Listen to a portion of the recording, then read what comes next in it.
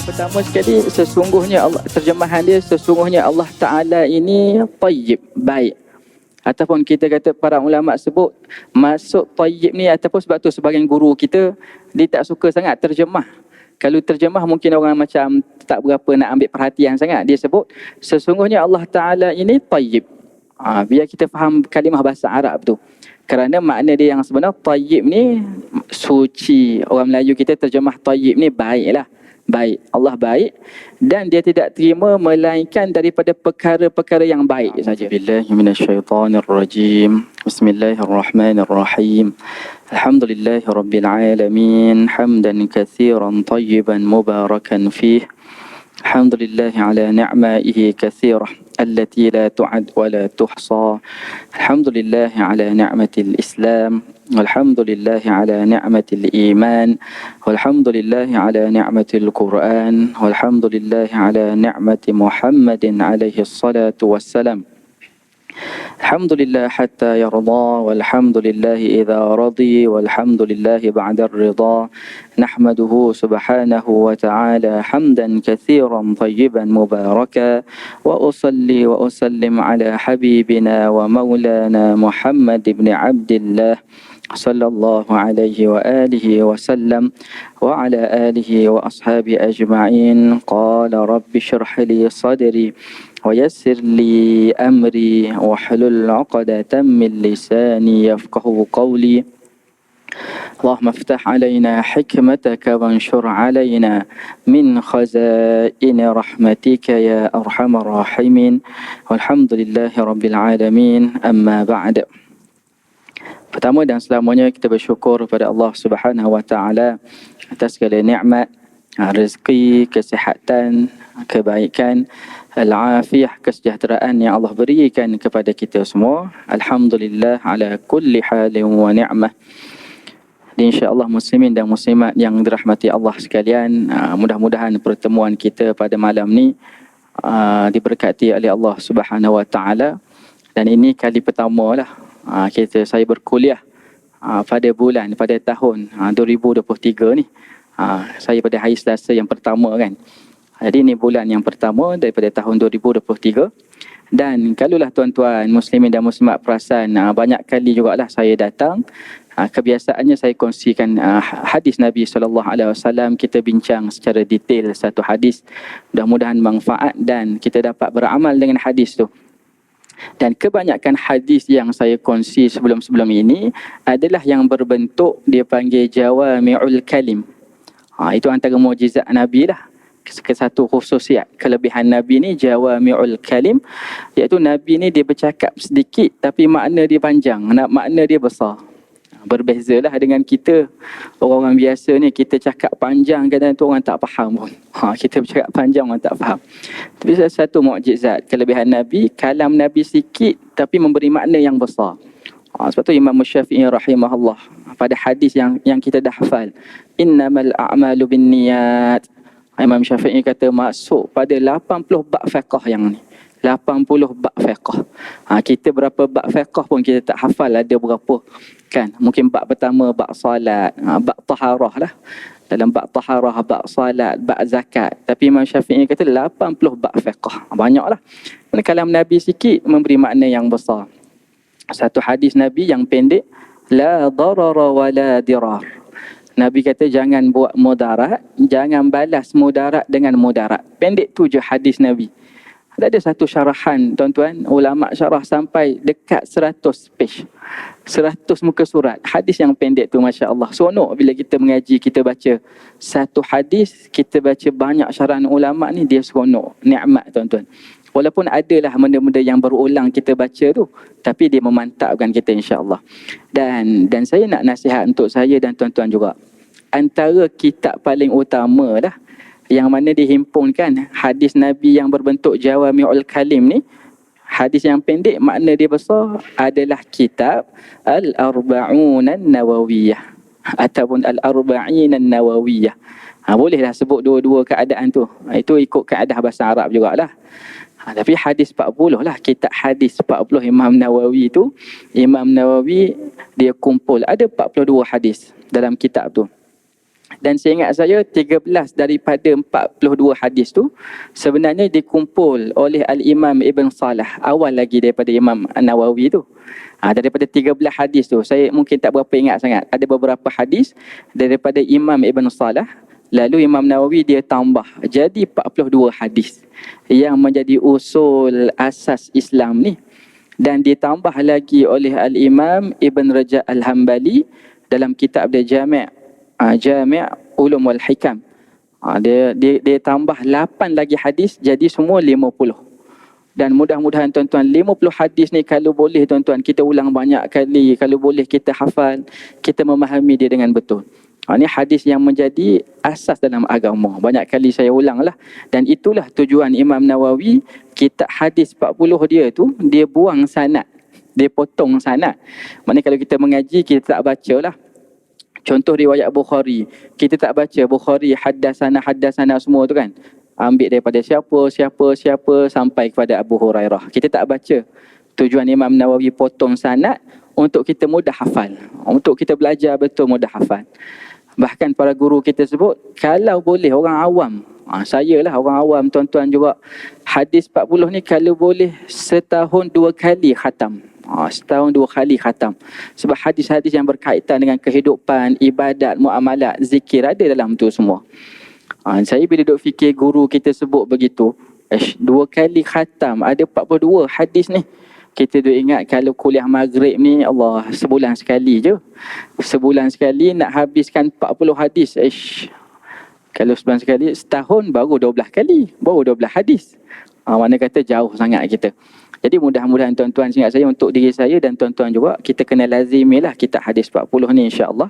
Dan ada pelbagai syarahan. Kalau dalam bahasa Melayu pun dah saya tengok banyak terjemahan, dan banyak terjemahan tu bukan hadis saja, dia terjemahan serta dengan syarahan sekali, banyak dalam bahasa Melayu. Mudah-mudahan kitab hadis asas ni ada di rumah kita. Okey. Untuk malam ni insya-Allah sukalah untuk saya kongsikan satu hadis Nabi SAW yang diriwayatkan oleh Imam Muslim. Hadis ni hadis yang penting jugalah, berbentuk Jawami'ul Kalim, dan ada juga dalam hadis 40 Imam Nawawi rahimahullah. Hadis riwayat Imam Muslim, an Abi Hurairah radhiyallahu ta'ala anhu qal, daripada Abu Hurairah radhiyallahu ta'ala anhu qal. Ni sahabat Nabi lah Abu Hurairah. Banyak kali dah kita jumpa nama dia. Kalau tuan-tuan perasan, hadis yang saya kongsi ni kebanyakan daripada Abu Hurairah. Dan memanglah kita tahu, dialah sahabat paling banyak riwayat hadis. Nama dia Abdul Rahman bin Sakhrin, Allah redha dia, qal, telah berkata. Abu Hurairah dia kata, qala Rasulullah sallallahu alaihi wasallam. Rasulullah sallallahu alaihi wasallam bersabda, inna Allah ta'ala tayyibun la yaqbalu illa tayyiba. Ini pendek je tuan-tuan. Tuan-tuan bayangkan. Nabi sebut inna Allah ta'ala tayyibun la yaqbalu illa tayyiba. Okey. Yang pertama sekali, sesungguhnya Allah, terjemahan dia, sesungguhnya Allah Ta'ala ini tayyib, baik. Ataupun kita kata para ulama sebut, masuk tayyib ni, ataupun sebab tu sebagian guru kita, dia tak suka sangat terjemah. Kalau terjemah mungkin orang macam tak berapa nak ambil perhatian sangat. Dia sebut, sesungguhnya Allah Ta'ala ini tayyib. Biar kita faham kalimah bahasa Arab tu. Kerana makna dia yang sebenar, tayyib ni suci. Orang Melayu kita terjemah tayyib ni baik lah. Baik. Allah baik. Dan dia tidak terima melainkan daripada perkara-perkara yang baik saja. Itu kalau kita terjemah literal lah, baik tayyib tu. Tapi kata para ulama, makna tayyib ni maksud dia tahir. Suci. Daripada segala kekurangan, daripada segala keaiban. Kita pegang begitu. Nak kata Allah Ta'ala ni tayyib ni, baik ni, suci, bersih, daripada segala kekurangan, daripada segala keaiban. Itu maksud tayyib. Dan tayyib ini, dia merupakan di antara sifat Allah lah. Merupakan di antara sifat Allah. Okey. Para ulama kalau dia syarah, kita baca, dia sebut lebih, mungkin saya boleh kongsi juga tuan-tuan, mudah-mudahan ada manfaat.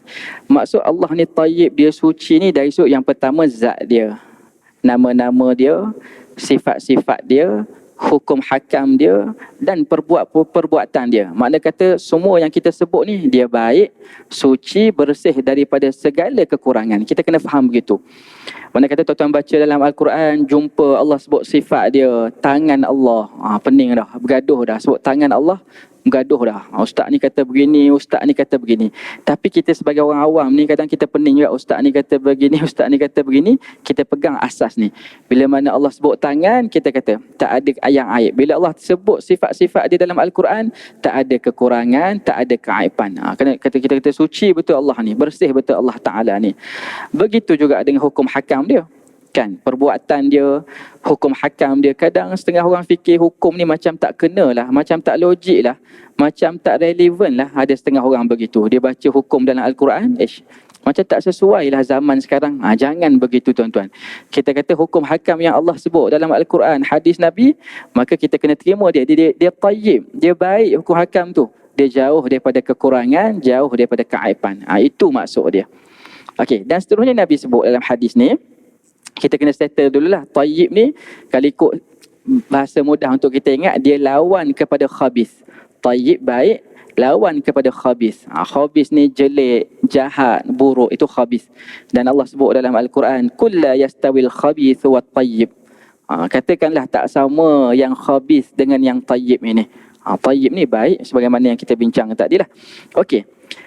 Seterusnya Nabi sebut dalam hadis ni, la yaqbalu illa tayyiba. Allah ni dia tak terima melainkan daripada perkara yang baik saja, yang suci, yang bersih saja. Macam mana kita nak faham yang ni tuan-tuan? Kalau kita lihat secara umumnya, para ulama sebut segala perkara lah tuan-tuan, perbuatan kita, amalan kita kan, perkataan kita, hati kita duk bicara, difikir tentang apa, maka Allah tak akan terima kalau benda tu tak baik. Secara umum kita boleh faham begitu. Cuma ada satu perkara yang kita boleh bincangkan lah. Bila mana Nabi kata la yaqbalu, Allah tak terima. Apa maksud Allah tak terima ni? Contoh para ulama buat, kita nak sedekah. Kita sedekah daripada harta yang tak baik. Sedekah tu bagus dah ni, agama suruh. Tapi kita sedekah daripada harta kita yang tak baik, yang khabith. Tak baik, kita kata mungkin daripada duit yang haram, duit riba, rasuah, tak baik. Kita kata Allah tak akan terima lah. Sebab Allah kata la yaqbalu illa tayyiba. Allah tak akan terima melainkan Allah terima yang baik saja. Harta yang rasuah tadi kita sedekah, Allah tak terima. Tetapi para ulama bincang dalam bab ni, maksud lafaz hadis la yaqbalu, tidak terima tu, adakah tidak terima tu maksudnya memang tak sah perbuatan tu? Kalau salat maksudnya memang tak sah salat tu. Kadang kita salat pun kita mungkin tak berapa baik sangat salat kita tuan-tuan. Saya lah duk fikir sendiri, duk fikir Allah, salat pun nak cepat. Kadang tu kita salat pun nak pelepas je. Kita tahu wajib salat ni, tapi sebab nak pelepas akhir waktu buatlah juga. Kadang macam tak berapa baik, khabith, tapi Allah terima ke tak? Itu persoalan. Dan alhamdulillah para ulama kita ada dua pendapat lah. Yang pertama secara zahir hadis. Kalau kata la yaqbalu ni Allah tak terima, memang Allah tak terima betul lah. Memang kira tak sah. Kira tak sah betul.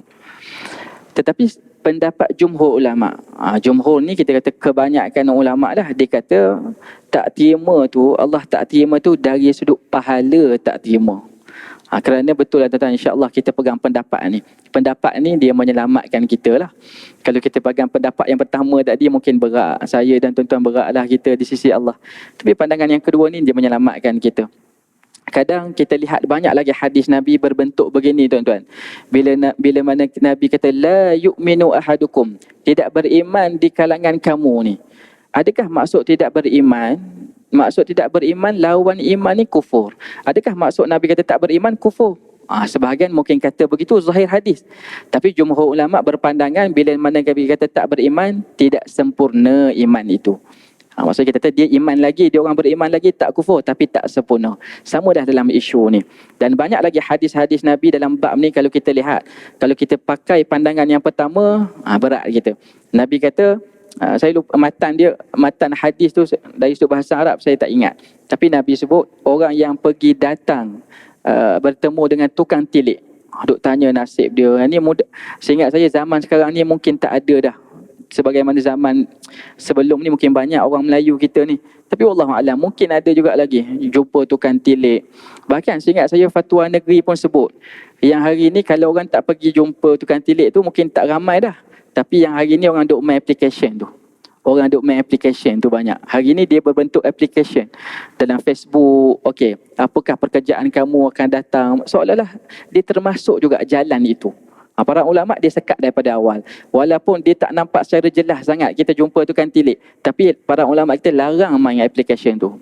Dan kita kadang tu duka cita tuan-tuan. Kita tengok di media sosial ni kadang TikTok, Instagram. Ustaz pun main juga. Macam dia tilik kita lah. Bagaimana rupa kamu ketika tua nanti? Okey, tekan application tu. Apakah pekerjaan kamu umur sekian-sekian? Dia seolah-olah ke jalan itu.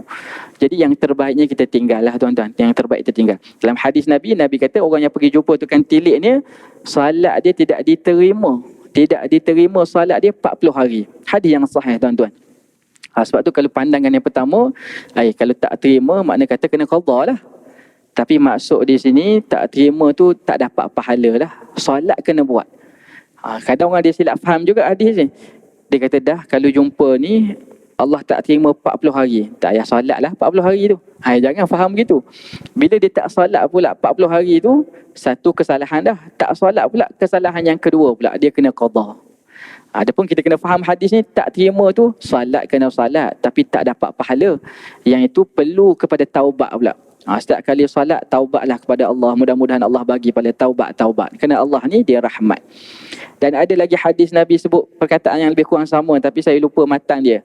Perempuan yang solat dalam tidak diterima solat perempuan yang dilakukan dalam keadaan suami dia tengah marah. Ada satu hadis Nabi. Saya lupa matan dia. Jadi mafhum dia lebih kurang begitu. Nabi kata tak diterima solat seorang perempuan dalam keadaan suami dia murka dia. Hadis ni berat ni tuan-tuan. Menunjukkan orang suami dia kena lebih lah daripada isteri sebenarnya. Jangan jadi suami yang takut isteri lah. Sampai ada satu hadis yang berbentuk begini. Tetapi bukanlah Nabi nak kata tak sah tu. Kita ambil pandangan jumhur lah. Maksud Nabi kata tak terima tu kalau dia salat mungkin kurang pahala dia ataupun tak dapat pahala dia. Sebab tu para guru kita dia syarah hadis ni dia sebut lah. Sebab tu lelaki ni pastikan kita ni ada satu kepemimpinan lah. Berbeza lah dengan isteri dan anak-anak kita ni. Yang penting jangan kita jadi takut. Takut isteri, jangan jadi begitu. Hormat isteri, satu bab lain dia takut isteri. Itu dia cerita, satu cerita lah. Ada satu cerita tentang ni lah takut isteri ni kan. Ada satu kisah zaman, wallahualam betul ke tak kisah ni tapi saya nak kongsi lah mungkin sebagai selingan lah. Dia kata ada satu kampung tu, satu negeri ataupun satu negara tu lah memang semua kita kata takut isteri. Takut isteri. Bahkan sultan dia buat satu ni lah, satu undian. Ada satu perkumpulan, panggil semua berkumpul, okey. Panggil semua berkumpul, siapa yang takut isteri dia pergi alik ni. Dia suruh bagikanlah ni satu kumpulan. Siapa yang takut isteri pergi ke kumpulan ni. Kita tengok dalam bila ramai-ramai pergi semua takut. Pergi tinggal seorang saja yang tak pergi. Yang pergi ni semua takut isteri lah. Jadi tinggal seorang je. Jadi sultan ni pelik lah. Hebat lelaki ni. Kena belajar lah. Kena jadikan lelaki ni contoh lah. Sebab ramai semua pergi. Dia seorang saja tak pergi. Lalu sultan macam ni, apakah rahsia awak? Awak tak pergi ke sana. Bermakna awak tak takut suami. Bermakna awak tak takut isteri awak. Maka dia jawab apa tuan-tuan? Saya duduk kat sini pun isteri saya suruh. Faham tuan-tuan? Saya duduk kat sini, saya tak berganjak ke sana pun sebab isteri saya suruh. Mana kata takut isteri juga tuan-tuan. Wallahualam, itu selingan lah. Mudah-mudahan. Tapi nak sebut tuan-tuan, mudah-mudahan lelaki ni ada sifat kepemimpinan. Hormat betul kena hormat. Tapi jangan sampai takut dia sendiri. Takut dari sudut agama lah. Mungkin nak pergi solat, dia sendiri tak pergi. Itu takut lah. Ataupun dalam bab dayus, dayus ni lah. Lelaki yang takut. Dayus ni dalam bab agama juga. Kan? Apa istilah tu? Lupa pula saya nak sebut tu. Tak apalah, kita tinggal dulu yang tu. Kita sambung perbincangan hadis ni. Okey. Mana kata kita fahamlah Allah akan terima perkara yang baik. Okey, saya nak mudahkan perbincangan ni. Para ulama kita sebut paling kurang beginilah. Bila kita sebut Allah ni tak terima melainkan yang baik saja. Yang baik ni dari sudut amalan, dari sudut percakapan, dari sudut amwal, harta benda kita. Kita buat pembahagian, mungkin lebih mudah kita faham hadis ni. Di awal tadi saya sebut semua perkara lah, Allah ni dia suka yang baik saja. Tapi para ulama dia buat pembahagian tu supaya mudah kita nak bincang. Okey, yang pertama sekali dari sudut amalan, Allah ni dia akan terima amalan yang baik saja. Amalan yang tak baik Allah tak terima. Jadi bagaimana kita nak faham, Ustaz? Bagaimana kami nak tahu amalan yang baik ni supaya Allah terima amalan tu? Kata para ulama, ma kana khalisan lillah muwafiqan lisyariah. Yang ni kita kena pegang betul. Dalam amalan agama ni yang Allah akan terima yang baik ni, iaitu amalan yang kita buat mesti ada dua perkara. Dia ada dua syarat amalan tu. Yang pertama sekali ikhlas, dan yang kedua kita buat tu apa yang Nabi ajar, bertepatan dengan syariat yang Nabi ajar. Yang ni saya tak nak syarah panjang lah. Mungkin dia ada satu bab khusus bab ni. Dan saya ingat saja kita dah pernah bincang dah bab ni. Cuma secara ringkasnya, yang pertama sekali, amalan tu nak jadi baik supaya Allah terima, mesti ada ikhlas. Mesti ada ikhlas, tuan-tuan. Yang ni saya tak berani nak cakap juga lah. Ikhlas, mungkin kalau saya kongsi pun mudah lah. Kita baca sirah-sirah ni, pengalaman para ulama mudah. Tapi yang bercakap pun belum tentu ikhlas. Dia kita kata peranan jantung hati kita lah ikhlas ni. Yang kedua, bertepatan dengan syariat yang Nabi bawa. Contoh mudah. Dua-dua ni mesti ada sekali. Kita ikhlas lah setara mana pun. Kita solat sunat duha, kita buat 8 rakaat ni, bagus ni, ikhlas ni. Tapi kita buat selepas zuhur, confirm Allah tak terima. Ikhlas setara mana pun. Sebab syarat nak jadikan amalan itu baik, supaya Allah terima amalan tu, mesti ikhlas, mesti ikut Nabi, syariat yang Nabi bawa. Dan syariat yang Nabi bawa ni, solat duha mesti sebelum zuhur lah. Kan, kita dah bincang juga, ingat saya 15 minit. Mazhab Syafi'i kata 16 minit. Boleh solat sunat duha 16 minit selepas syuruk, 16 minit sebelum zuhur. Itu waktu dia. Ataupun satu lagi contoh, kita ikhlas ni memang tinggi gunung lah ikhlas ni. Tapi kita nak apa? Kita i'tikaf. Kita nak i'tikaf ni, kita i'tikaf kat shopping mall. Contoh ni pun mungkin saya dah buat dah. Ikhlas dah ni, tapi i'tikaf di shopping mall. Ikhlas setara mana pun, duduklah lama mana pun, i'tikaf tu Allah tak terima. Sebab i'tikaf ni mesti dekat masjid saja. Itu ada perbincangan dia lah, wallahu alam. Tapi secara asas amalan dia mesti ikhlas dan ikut syariat. Yang ni dengan mengaji dah. Nak tahu syariat Nabi bawa ni, yang Nabi ajar ni, dengan cara mengaji, menuntut ilmu. Okey, yang kedua, tayyib yang kedua ni dari sudut min al-aqwal, dari sudut percakapan. Mana kata yang kita cakap ni Allah akan terima yang baik saja. Percakapan kita ni kalau tak baik Allah tak terima. Okey. Jadi yang ni mudahlah nak syarah dia, mudahlah. Perkataan yang baik ni ialah, tuan-tuan, yang ni kalau kita tak mengaji pun kita tahulah perkataan yang baik. Saya nasihatkan diri saya dan tuan-tuan, kita jauhi perkataan yang buruk. Yang ni tak perlu syarah panjang lah. Kita jauhi perkataan yang buruk. Ataupun sebagai orang awam, saya sendiri, kadang kita lihat, kita ada hak kita memilih guru. Bahkan Imam Nawawi sebutkan dalam kitab dia Tibyan, kita kena pilih guru. Dan tuan-tuan, kita sebagai orang awam, saya juga, kita pilih guru, asas saya akan tengok kalau guru tu dia tak jaga percakapan dia. Kadang tu dalam rumah Allah dia boleh sebut kata-kata kesat. Walaupun sebagai contoh dia sebut kata-kata kesat.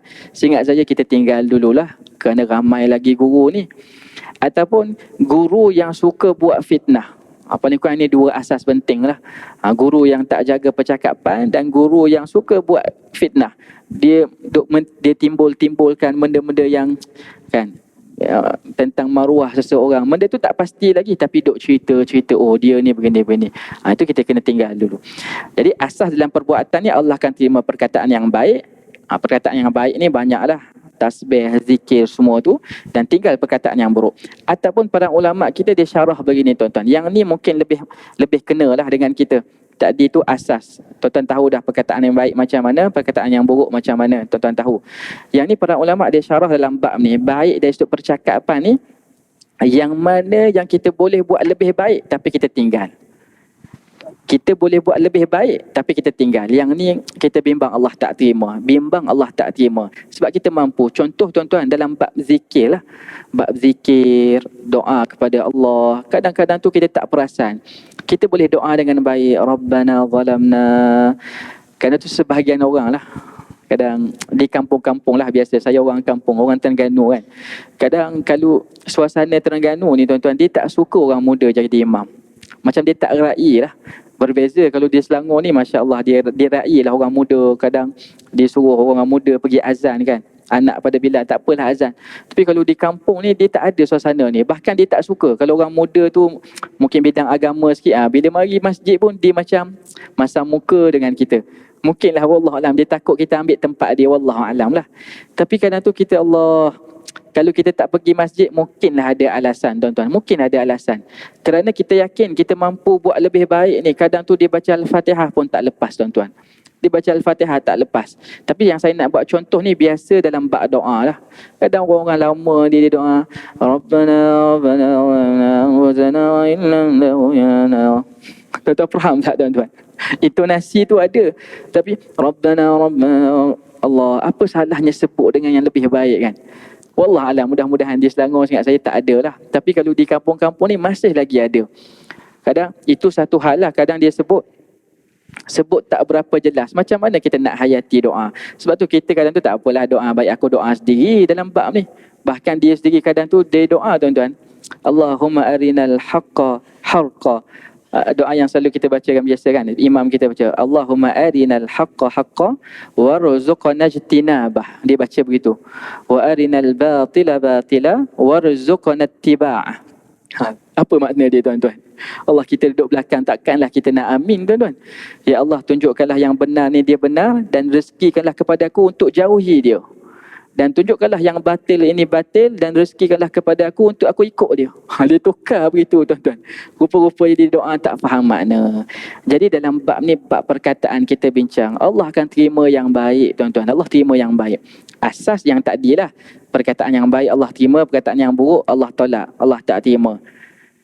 Makna kata yang ulama bincang ni mungkin mendalam sikit. Yang kita mampu buat baik tapi kita tak buat, kita bimbang, Allah tak terima tuan-tuan. Mudah-mudahan kita jagalah bab tu. Apa salahnya kita doa dengan baik, zikir dengan baik, subhanallah, subhanallah, subhanallah. Kadang saya pernah sebut kan, orang Melayu dah jadi biasa, ba tu jadi baris dah. Sepatut ba mati, dah jadi baris dah. Subhanallah, subhanallah, subhanallah. Sepatutnya ba tu mati kan. Subhanallah tu ba tu mati. Itu perkara yang kita kena baikilah insya-Allah, terutamanya diri saya. Okey. Seterusnya muslimin dan muslimat, perkara yang baik dari sudut amwal. Ini fokus hadis sebenarnya. Ini fokus hadis. Perkara yang baik, Allah akan terima yang baik saja dari sudut harta benda kita ni. Dan Ustaz, macam mana kita nak jadikan harta benda kita ni yang baik supaya Allah terima? Kata para ulama, ada satu syarat lah, ataupun dua syarat. Iaitu dia mesti kita dapat. Zat dia tu mesti dia daripada yang halal lah zat tu. Contoh kalau kita makan, kita beli kan, kita dapat kambing, maksudnya zat kambing tu dia halal betul sebab kambing agama halal. Ataupun kita, dan yang kedua melalui usaha yang halal. Kita dapat dengan cara yang halal. Kita kambing tu zat dia halal dah, boleh makan. Ya, satu syarat cukup dah. Yang kedua, nak dapat kambing ni mesti dengan cara yang halal. Tak boleh mencuri, tak boleh rampas. Mesti dengan cara yang halal lah. Dua syarat ni lah. Mudah-mudahan kalau ada, dia menjadikan harta benda kita, benda yang kita buat tu, kita makan sebagainya, dia perkara yang baik, Allah akan terima. Dua syarat ni. Zat dengan cara kita dapatkan itu. Sebab kalau contoh sebaliknya, kita kata ada orang dia usaha dia halal, dia beli, tapi dia beli khinzir. Khinzir tu anjing, kalbun. Anjing kita kata zat tu sendiri pun tak halal dah. Usaha halal satu cukup dah, tapi yang kedua zat tak cukup, maka dia termasuk dalam khabith. Dia bukan perkara yang tayyib, yang baik, yang halal. Okey, itu dua kriteria lah. Sebab tu tuan-tuan, dalam hadis ni, kenapa saya sebut ini fokus dia? Nabi sebut wa inna, seterusnya wa inna allaha amara al-mu'minina bima amara bihil mursalin, dan sesungguhnya Allah ini memerintahkan orang-orang mukmin. Mudah-mudahan kita semualah orang mukmin ni, maksud dia orang-orang beriman sebagaimana Allah perintahkan para rasul. Para rasul. Ini penting. Allah perintahkan kita semua sebagaimana Allah perintahkan para rasul. Apa yang Allah perintahkan para rasul ni kita tengok. Iaitu Nabi sebut faqal Ya ayyuhar rusulu kulu minat tayyibati wa'malu saliha. Satu ayat surah Al-Mu'minun. Yang kedua Allah perintahkan rasul-rasul ni, ini ayat yang kedua, ini bukan untuk rasul, ini orang beriman. Ya ayyuhalladzina amanu kulu min tayyibati ma razaqnakum. Okey, ada dua ayat dalam hadis ni. Allah perintahkan rasul-rasul ni dengan dua ayat ni lah. Yang pertama, wahai ya ayyuhar rusul, wahai para rasul. Rusul. Sedikitlah tuan-tuan. Kalau kita tengok perkataan rusul, rusul ni jamak lah, para rasul lah, kita terjemah para rasul. Kalau seorang rasul, dia ra tu baris atas lah. Kalau seorang rasul, ra baris atas. Rasul. Lepas tu dia ada mat pula, ada waw kan. Rasul. Sebab tu Nabi kita kan, Nabi Muhammad seorang kan, kita sebutlah Rasulullah kan. Yang ni bahasa Arab, bahasa Melayu dia terjemah betul lah. Rasul. Kalau ejaan bahasa Melayu pun kita akan faham seorang rasul. Tak ada masalah sangat. Cuma saya teringat lah bila duk baca ni, ada perkataan bahasa Melayu ni dia macam jadi taklah salah yang berat sangat. Contoh, tanazzalul malaikatu warruhu fiha. Perkataan malaikah. Bahasa Arab malaikah, turunnya para malaikat. Malaikah tu malaikah. Tapi orang bahasa Melayu, kalau tuan-tuan nak eja bahasa Melayu biasanya malaikah kan. Malaikat tu kan. Bahasa Melayu malaikat. Daripada perkataan malaikah ni lah. Perkataan malaikah. Bahasa Arab malaikah dia jamak. Tapi bila bahasa Melayu malaikat ni dia jadi malaikat lah. Seorang malaikat. Sedangkan sebenarnya dalam bahasa Arab, kalau jamak malaikat, bukan. Malaikah tu jamak. Kalau seorang malaikat dipanggil malak. Malak. Tapi bahasa Melayu malaikah kita faham dengan seorang. Boleh nampak tak tuan-tuan? Ni dia selingan jugalah, dia taklah sampai berat sangat kesalahan tu. Cuma kalau kita boleh memahami apa yang kita sebut, itu lebih baik. Malaikat tu jamak, para malaikat. Okey, kat sini jamak lah. Allah kata, wahai sekalian rasul, kulu minat tayyibat wa'malu salihah. Allah perintahkan para rasul ni dua perkara. Yang mana Allah suruh orang mukmin, yang mana Allah kata orang mukmin pun sama juga. Kita semua dah kena buat perkara yang sama juga. Iaitu yang pertama, kulu minat tayyibat. Makan daripada perkara-perkara yang baik. Wa'malu salihah. Dan yang kedua, beramal salih. Ini Allah perintahkan kepada para rasul yang awal ni. Begitu jugalah Allah perintah kepada kita semua tuan-tuan. Kita kena buat yang ni. Yang pertama sekali, kena makan yang baik. Dan yang kedua, buat amal salih. Begitulah ayat yang kedua dalam surah ni. Allah sebut, ya ayyuhalladzina amanu, wahai orang-orang yang beriman. Wahai orang-orang beriman ni termasuk jugalah para rasul. Sebab rasul ni confirm orang beriman. Dia kata apa? Kulu min tayyibati ma razaqnakum. Allah kata, makanlah daripada perkara-perkara yang baik daripada kami rezekikan kepada kamu. Washkuru lillah, dan bersyukurlah kamu kepada Allah. Dua ayat ni. Jadi kita nak faham tuan-tuan, ada dua benda lah Allah suruh rasul dan kita semua ni makan daripada perkara yang baik. Allah guna istilah tayyibat yang kita bincang ni lah. Tayyibah. Allah sebut makan daripada perkara yang baik. Sebab tu tuan-tuan, dia satu istilah yang Masya Allah. Seingat saya, Jakim pun dia dah guna dah istilah ni. Kalau saya salah, tolong betulkanlah. Dia bila kita sebut makan daripada perkara yang baik, dia wajib. Dia sudah semestinya halal. Kalau sebut halal, dia belum tentu baik. Sebab tu ada satu istilah halalan tayyibah. Halal lagi baik. Sebab tu Al-Quran dia sebut baik, dia tak sebut halal. Kerana bila sebut baik, dia kita memberi makna nak jadi baik, dia mesti halal. Wajib dah halal tu. Tapi kalau sebut halal saja, belum tentu baik. Dan setakat yang saya tahu, Jakim dia gunalah istilah ni halalan tayyibah. Sebab tu dan orang kata nak dapat halal Jakim ni bukan senang lah. Bukan senang, memang payah betul nak dapat. Sebab bila kriteria yang halal tu satu, tayyibah tu juga memang dia payah lah. Allah alam, tuan-tuan mungkin ada dalam bidang ni, tuan-tuan lebih tahulah. Yang ni pun saya dapat daripada guru kita je lah. Kan? Dia ada benda tuan-tuan yang halal tapi dia tak baik. Contoh dia apa? Dia halal tapi tak baik, banyak atas dunia ni. Tuan-tuan makan apa? Makan durian, makan bawang, tuan-tuan datang ke masjid. Dia jadi tak baik lah. Dia halal. Durian tu halal. Tuan-tuan makan 2-3 ketul, tuan-tuan pergi kat kawan tuan-tuan, apa? Tuan-tuan bernafas sekali dekat mulut, dekat telinga, dekat hidung dia, benda tu tak tayyibah lah. Benda tu dia panggil khabith. Benda tu halal, durian tu halal. Dia ada cara dia. Sebab tu satu istilah yang cantik Allah guna, tayyibah. Bila kita sebut tayyibah, dia sudah mestinya halal. Okey, itu yang pertama. Yang kedua, Allah perintahkan Rasul dan juga kita semua ni kena ikut, iaitu wa'malu salihah, dan beramal salihlah kamu semua. Mudah-mudahan saya dan tuan-tuan dapat ikut dua perkara ni, insya-Allah. Okey. Jadi timbul perbincangan para ulama tentang tayyibah ni, makan daripada perkara yang baik ni. Kerana saya dah sebut tadi, masuk makan daripada yang baik. Baik ni apa? Baik dia mesti zat tu baik, zat tu dihalalkan oleh syarak, dan yang kedua kita dapatkan perkara tu dengan cara yang dihalalkan syarak. Itulah baik, tuan-tuan. Boleh kan, tuan-tuan? Itu maksud tayyibah. Jadi timbul persoalan. Masya Allah, para ulama kita tu seronok kita baca syarahan para ulama ni. Dia kadang tu dia memudahkan kita faham satu. Dia timbulkan beberapa soalan yang mungkin biasa berlaku di kalangan kita semua ni. Okey, dia kata syarat tayyibah tu ain dia, zat dia halal, zat dia syarat halal, dan dapat pun dengan cara yang syarak halalkan. Jadi kalaulah orang tu dia dapat duit. Okay, duit ni halal. Contoh, duit tu perkara yang halal. Sebab duit ni bukannya najis apa pun, dia halal lah. Tetapi dia dapat dengan cara yang tak halal. Dia dapat dengan cara yang tak halal.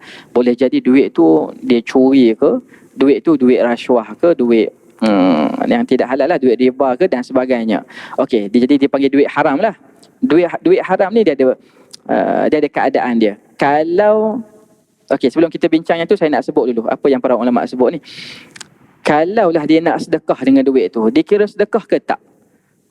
Mungkin yang kita panggil Robin Hood ni lah. Kan? Dia duit tu halal lah, duit tu benda yang halal lah, dia bukan najis. Tapi dia dapat dengan cara yang tidak halal, syarak dia mencuri dan sebagainya. Lepas tu dia sedekah duit tu. Dapat pahala ke tak? Dia terima sedekah ke tak? Okey, dia ada tafsiran dia. Para ulama sebut, kalau dia niat sedekah, dia curi duit ni, duit tu halal tapi dia dapat dengan cara yang tak halal, dia niat nak sedekah kat orang ni, yang ini dia kata tidak diterima sedekah itu, bahkan tidak gugur pun dosa dia. Ni perkara penting, tuan-tuan. Sebab tu innamal a'malu binniyat tu, dia bergantung pada niat kita. Kalau kita niat duit yang curi ni kita nak sedekah, tidak diterima sedekah itu, bahkan dosa tidak gugur pun. Dosa curi duit tu, dosa dapat duit dengan cara yang haram tu, tak digugur pun dosa tu. Keadaan yang kedua, kalau dia niat nak bersihkan harta tu, mungkin dia taubat lah, nak bersihkan harta. Maka kalau dia bagi sedekah tu, dia niat nak bersihkan harta, sebab duit ni duit yang haram, bukan duit aku ni. Dia niat nak bersihkan. Yang ini ya betul lah, dia bukan sedekah lah, dia bukan dikira sedekah. Yang ni insya-Allah dia dikira sebagai taubat. Allah Taala boleh ampun dosa dia yang tu. So dia berbeza. Dia dari sudut niat kita tu, tuan-tuan. Ini penting. Sebab mungkin sebahagian di kalangan kita berlaku perkara ni. Saya nak cerita begini. Kadang orang tanya, Ustaz, macam mana hukum duit yang haram ni? Kan kita sebut duit yang haram ni lah, dapat dengan cara yang haram ke? Dia ada dua keadaan. Kalau duit tu berkaitan dengan hak orang, kalau berkaitan dengan hak orang, kita taubat dah ni, duit ni duit hak orang, wajib kita serahkan semula lah. Kita kenal duit ni duit siapa, wajib cari dia, bagi dia. Kalau tak jumpa dia, mungkin dia meninggal dah, bagi dekat waris dia. Kan? Bagi dekat waris dia. Kalau waris dia pun tak ada, tuan-tuan, para ulama suruh sedekah niat atas nama dia. Ini cara dia lah, niat atas nama dia. Kalau kita dah usaha semua tadi tak jumpa juga, nak bersihkan tu, barulah kita niat sedekah atas nama dia, barulah Allah terima taubat tu, insya-Allah. Okey, itu kalau duit yang berkaitan dengan hak orang. Dia ada juga duit haram yang bukan berkait dengan hak orang. Sebagaimana saya sebut tadi lah, duit riba, duit rasuah ataupun dividen yang tempat yang tak patuh syariah. Saya selalu ulang yang ni. Dividen yang tak patuh syariah, itu duit haram, tuan-tuan kena bersihkan. Okey, jadi cara bersihkan duit haram yang sebegini ni, yang tak berkait dengan hak orang ni, para ulama khilaf. Satu pandangan kata dinisbahkan kepada Fudail bin Iyad. Fudail bin Iyad ni tabi'in ke, tuan-tuan? Kena cek semula. Dia disebabkan pada, dia kata kalau duit yang haram sebegini, yang ni tak boleh guna, kena buang dalam laut. Yang ni seingat saya pendapat ni mungkin tidak relevan sangat, tidak beberapa kuat lah, tidak kuat. Bahkan para ulama dia tarjihkan pendapat yang kedua, iaitu pendapat Atha bin Rabah. Dia kata duit yang haram ni kita sedekah bukan untuk manfaat kita. Sedekah untuk maslahah orang lain, bukan untuk manfaat kita. Yang ni ramai juga orang keliru ni. Ustaz, saya baru dapat dividen yang saya kena bersihkan ni Ustaz. Tak apa tak, saya nak bagi ni lah orang buat jalan kat depan rumah saya. Yang tu tak boleh. Kerana para ulama kata sedekah tu kita kena bersihkan tu, kita buang harta tu untuk kegunaan maslahah orang awam, bukan untuk manfaat kita. Kadang orang ni dia tahu dia tak boleh buat makan ni duit ni sebab haram ni. Lalu dia bagilah, okey, buat rumah, buat jalan, tetapi jalan tu menghala ke rumah dia. Tak boleh yang ni. Sebab dia ambil manfaat juga daripada harta tu. Bahkan ini pendapat yang lebih kuat lah tuan-tuan, kita kena amalkan. Sebab saya ingat saya dulu sebelum zaman mudahnya maklumat ni, kita duk ingat duit haram ni memang kena buang lah, ataupun duit haram ni kena buat tandas. Yang tu je kita nampak. Yang ni pendapat yang tidak berapa kuat lah tuan-tuan. Kerana duit yang haram tu dia bukan pada zat duit tu. Yang haram tu pada cara dapat duit tu. Jadi bila sampai pada orang yang seterusnya, dia jadi halal lah. Yang ni kita kena faham betul. Sebab tu duit kalau kita ni, sebab tu ada satu tempat tu dia tak bagus sangat. Dia buat banner tuan-tuan. Mungkin dia baru tahu boleh. Dia buat banner, okey, Mahat Tahfiz kami memerlukan sumbangan tuan-tuan lah. Banner besar ni. Bawah tu dia tulis, okey, kalau ada duit-duit lebihan ataupun duit-duit haram yang hendak dibersihkan, boleh bagi kepada kami. Allah. Dari sudut hukum boleh kita bagi buat pembangunan tahfiz, anak tahfiz boleh tuan-tuan. Tetapi bila dia buat banner begitu tak cantik lah kan, macam fiqh tu tak kena sangat lah kan, dari sudut muamalat tu tak cantik. Tapi dari sudut hukum boleh tak? Boleh. Kita nak bersihkan duit haram kita ni kan, yang tak berkait dengan hak orang, okey, bagi untuk pembangunan mak tahfiz. Tak semestinya tandas saja, tak semestinya tandas jalan, tak semestinya bagi orang. Kerana kita kena faham asas tu, asas yang saya sebut tadi. Yang haram tu cara dapat, zat dia tak haram. Sebab tu kadang tak betul juga orang kita. Kadang zaman-zaman dulu saya ingat yang ni tuan-tuan, kadang dia tahu kerajaan ni dia banyak sumber dia. Kerajaan dia banyak sumber pendapatan. Ada yang halal, ada daripada yang haram kan. Lalu dia buat khulasah, tak boleh kerja kerajaan sebab kerajaan ada sumber yang haram. Dia tak faham. Yang salah kerajaan lah. Bila kerajaan bagi gaji, kita dapat gaji atas asbab usaha kita, halal untuk kita, walaupun zat tu yang sama. Kadang setengah orang dia terutama, tapi insya-Allah Selangor ni tak ada masalah sangat sebab kita banyak berinteraksi dengan orang bukan Islam ni. Kadang setengah orang dia tahu kawan dia ni sumber dia pendapatan dia tak halal, kita tahulah kan, dia ajak kita belanja makan, dia nak belanja kita, hukum boleh tuan-tuan, tak perlu kita tanya awak nak belanja saja ni duit pendapatan yang mana, yang halal ke yang haram. Tak perlu yang tu, yang tak betul. Agama dia tak sampai tahap tu. Kerana yang salah transaksi dia tu, usaha dia salah, sampai dia nak belanja kita tu, itu cerita yang lain pula. Boleh tuan-tuan, insya-Allah.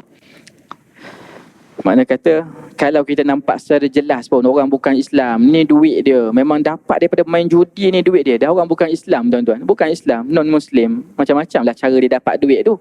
Kadang dia tahu dah orang ni duk main judi dapat duit dia beratur kat belakang ni nak bayar kat Speedmart ni, orang tu bayar duit dapat menang main judi ni kan. Lepas tu bayar kat cashier, sampai giliran dia, saya tak nak duit yang tadi tu.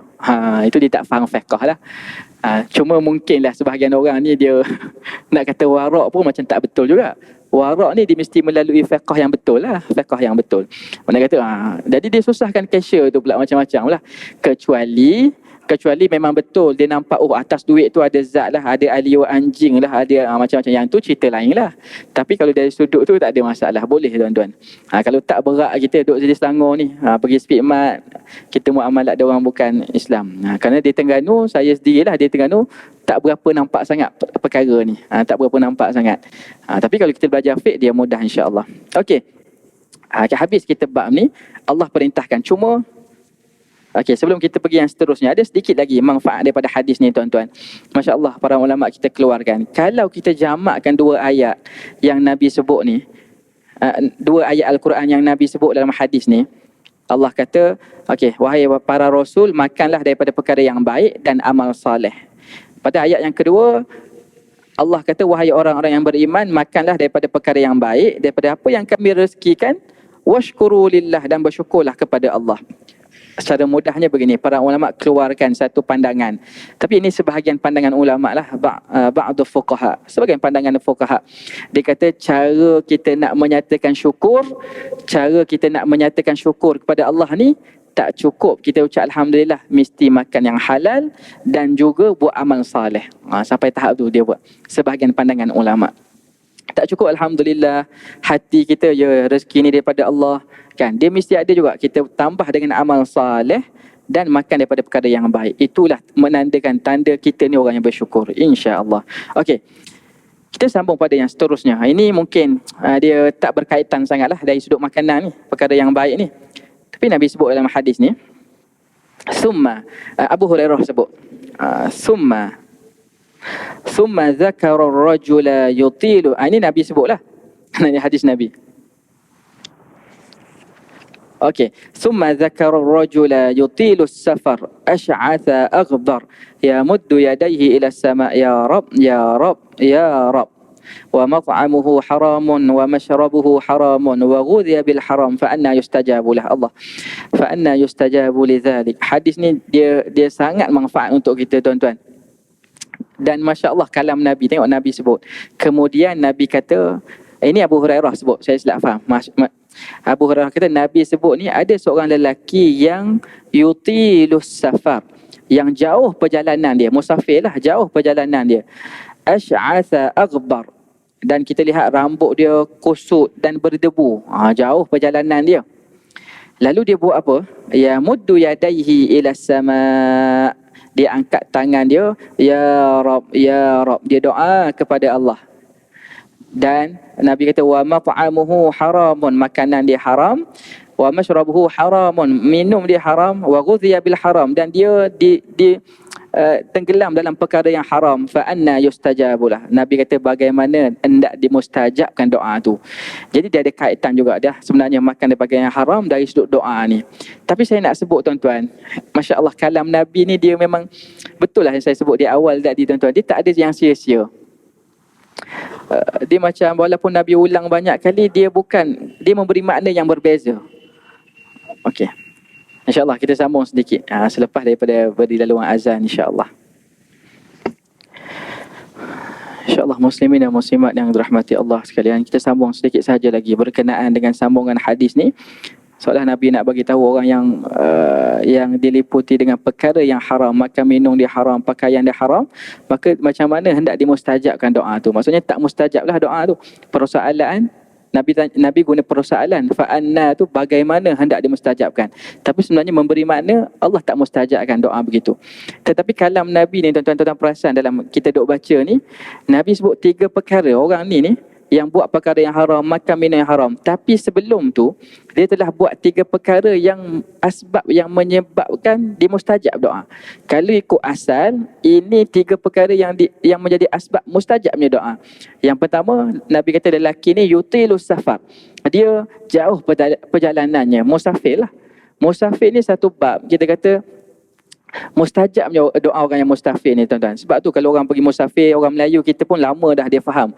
Kadang bila orang nak musafir, terutamanya musafir pergi Mekah pula, kirim doa, doakan saja. Sebab orang musafir ni dia mustajab doa. Itu dalam riwayat Imam Tirmizi lagi tuan-tuan. Nabi sebut 3 perkara lah. Antaranya musafir ni mustajab doa. Tapi saya nak sebut tuan-tuan, kenapa musafir ni mustajab doa? Kenapa tuan-tuan? Kadang ada juga orang musafir, dia pergi, contoh musafir tengok bola, nak pergi ataupun tempat maksiat lah, mustajab tak doa tuan-tuan? Kita kena faham hadis dengan baik lah. Kadang tu sebahagian orang dia faham zahir hadis. Okey, musafir mustajab doa, kita kata boleh juga pakai. Tapi ada juga keadaan-keadaan orang musafir maksiat. Macam mana nak mustajab doa? Rupanya dia ada satu perkara yang menyebabkan dalam musafir tu, yang menyebabkan mustajab doa, iaitu dia panggil perasaan kita inkisaran. Yang ni kita perlu pada panduan ulama ni tuan-tuan, dia tolong cari kat kita. Ada satu bab dalam musafir ni iaitu inkisaran, iaitu perasaan pasrah tuan-tuan. Kita bila musafir ni, doa kita berbeza bila kita ada kat rumah. Kita duduk ada kat rumah, anak kita selamat kat rumah. Tapi kalau kita musafir, Allah tinggal anak seorang diri kat rumah, tinggal isteri seorang diri kat rumah. Bahkan aku ni pun macam mana ni, kelengkapan barang orang dulu lagilah tuan-tuan. Orang dulu musafir dekat padang pasir kan, dia berlalu lagilah, bukan sempat nak bawa semua barang kan. Makanan pun mungkin cukup untuk hari tu. Jadi kalaulah tuan-tuan dia doa, dia angkat tangan, perasaan dia berbeza, kita doa ada kat rumah. Jadi ni asbab yang menyebabkan musafir tu mustajab doa. Jadi kita kena cerdik sikit lah bila kita mengaji hadis ni. Oh, ini asbab yang menyebabkan mustajab. Walaupun kita doa kat rumah tuan-tuan, kita bangun tengah malam, hadirkan perasaan ni. Ya Allah, aku serahkan, aku pasrahkan semua perasaan aku ni. Aku bergantung kepadamu. Perasaan tu penting. Okey. Ini satu dia buat lelaki ni. Maksudnya patutnya mustajab lah doa lelaki ni. Dia musafir. Yang kedua, dia angkat tangan. Ya muddu yadaihi ila sama. Sunat angkat tangan doa ni. Bahkan dalam hadis riwayat Imam Abu Daud, Nabi kata, Inna Allah hayyun karimun yastahyi min abdihi idza rafa'a yadayhi ilaih ay yaruddahuma sifran. Nabi kata sesungguhnya Allah ni hayyun karimun yastahyi. Yastahyi ni orang Melayu terjemah malu. Dia bukan, kita kata sebab tu tuan-tuan, Allah ni dia selayak dengan kebesaran dia lah. Kita kata dengan memberi makna Allah tak buat benda yang tak layak dengan kebesaran dia. Jangan kita terjemah malu macam orang kita ni malu ni. Allah tak buat sesuatu yang tak layak dengan kebesarannya bila mana hamba dia angkat tangan. Rafa'a ilaihi yadaihi, Nabi sebut rafa'a yadaihi. Bila mana hamba dia angkat tangan berdoa kepadanya, Allah kembalikan sifran. Allah tak kabulkan doa dia. Allah kembalikan sifran ni kosong. Mana Allah tak terima doa dia. Itu mustahil. Sebab tu antara benda yang boleh mustajabkan doa ni, angkat tangan tuan-tuan. Angkat tangan. Tapi para ulama' dia bincang ada keadaan-keadaan tertentu lah. Keadaan zikir, macam zikir yang zikir naik kenderaan dan sebagainya, benda tu mungkin tak perlu angkat tangan pun. Ada keadaan-keadaan itu, panjanglah pula pembincangan. Okey, seterusnya yang ketiga.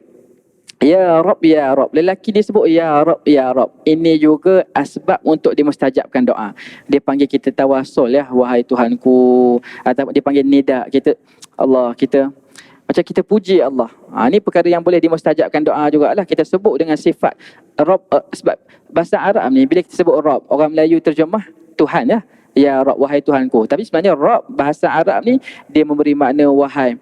Sebab tu dia panggil rububiyah ni kan. Tuhan yang maha mentadbir. Kita puji Allah. Kita sebut kebesaran Allah. Wahai yang maha mentadbir. Wahai yang maha segala-galanya. Itu maksud Rabb sebenarnya. Jadi lelaki ni buat 3 perkara yang menyebabkan mustajab doa. Tapi Nabi kata dia makan yang haram, minum yang haram, dia tenggelam dalam perkara yang haram, maka tak mustajab doanya. Jadi tuan-tuan, mudah-mudahan kita dapat manfaat lah daripada hadis ni. Kita ambil 3 perkara yang mustajab doa tu, kita buat dengan baik, dan kita tinggal perkara-perkara yang haram tadi tu. Makan, minum, pakaian kita, sumber kita daripada yang haram kita tinggal tuan-tuan. Kerana itu jauh daripada perkara dimustajabkan doa. Jadi mudah-mudahan tuan-tuan kita berhenti di sini. Segala yang baik daripada Allah Ta'ala, segala yang buruk daripada kelemahan diri saya. Aku qauli hadza wa astaghfirullahal azim. Assalamualaikum warahmatullahi wabarakatuh.